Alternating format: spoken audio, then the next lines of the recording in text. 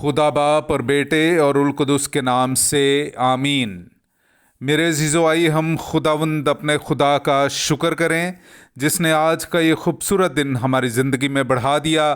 तो आइए अज़ीज़ो, हम आज के दिन का आगाज़ बाइबल मुक़द्दस में से पाकमा कलीसिया की चुनी हुई तलावतों से करते हैं।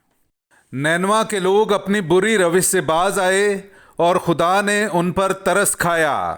हमारे लिए आज की पहली तलावत यूनुस नबी की किताब, उसका 3 बाब, पहली आयत से लेकर 10वीं आयत तक। और यूनुस ने दूसरी बार खुदावंद का कलमा पाया। उसने कहा कि उठ, शहरे अजीम नैनवा को जा और उसे उस बात से आगाह कर दे जिसका मैं तुझे हुक्म देता हूँ। तब यूनुस खुदावंद के कहे के मुताबिक उठकर नैनवा को गया। पस नैनवा एक नहायत बड़ा शहर था।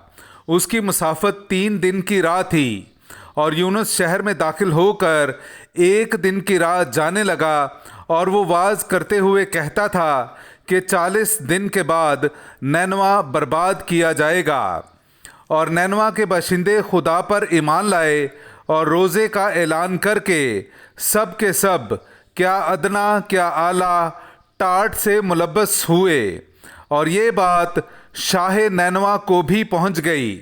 तो उसने तख्त से उठकर शाही लिबास उतार डाला और टाट ओढ़कर राख पर बैठ गया और फरमान सादिर किया कि बादशाह और अरकान दौलत के हुक्म से नैनवा में ये ऐलान हुआ कि कोई इंसान या हैवान या गाय बैल या भेड़ बकरी ना कुछ चखे, ना खाए और ना पानी पिए।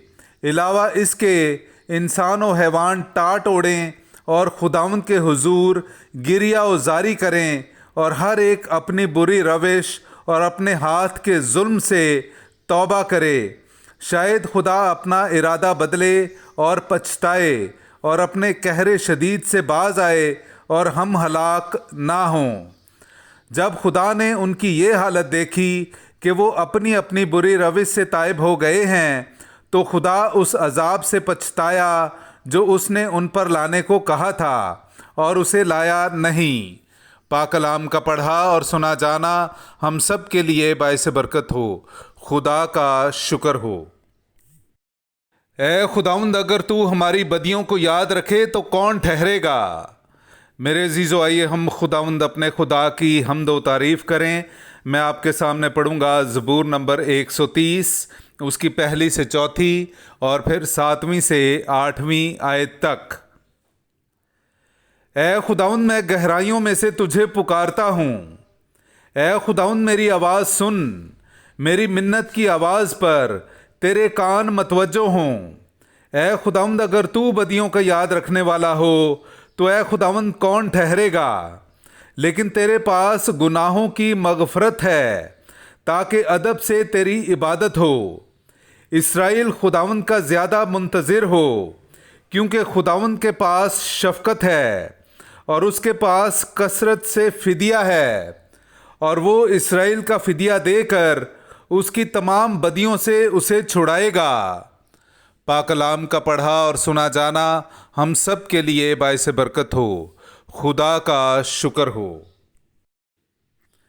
हालेलुया।